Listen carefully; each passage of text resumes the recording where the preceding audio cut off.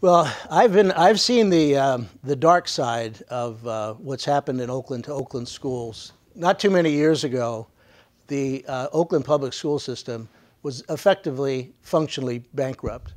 The school board at the time had given teachers a 24% raise, which, Lord, I could understand why you would do that. The problem is they didn't have the money.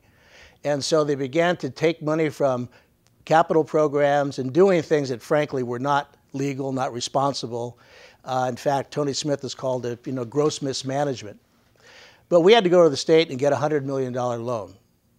And that loan right now is still on the backs of the school district. The first advocacy I would have is, and this would be a lot more readily easy, depends, who the mayor, who the next governor is. If it's Governor Brown or if it's Governor Whitman, I would advocate that we get that loan forgiven. And why? Well, there have been 15, 18, 20 school districts in the state in the 12 years that I served in the legislature that had to borrow money. Unhappily, we had to borrow the most. We were the biggest school district. However, that money comes out of the same pair of pants, maybe in the left pocket, not the right pocket, but it's our money.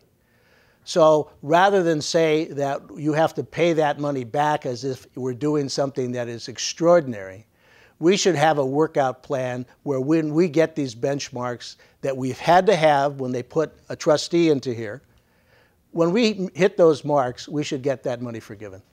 I've not found anybody in Sacramento, Republicans or Democrats, who feels very strongly that that money has to be paid back penny for penny.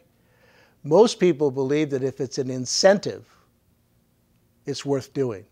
The other fact is, and this is just a political reality, with term limits, people are coming and going in Sacramento like it's a Greyhound bus station. There's nobody there 5 years later who remembers anything that happened 5 years before. And there's probably nobody left in Sacramento right now that voted on that loan for the Oakland schools. So as the mayor, first thing I would do is to get that yoke off our backs. No one can speak with more clarity and alacrity and passion about why we needed that money at the time that we needed it. But this happened in 2001. We are not going to do to our children today in 2011 or 12 or 13 to pay a price for what was done before. Adults made that problem. Kids didn't make that problem. Parents didn't make that problem, and taxpayers didn't make that problem. So that would be my first advocacy, because if we don't have to make those monthly payments, we've got money to spend on classroom activities, on better teachers, and on programs that our kids so desperately need and aren't getting.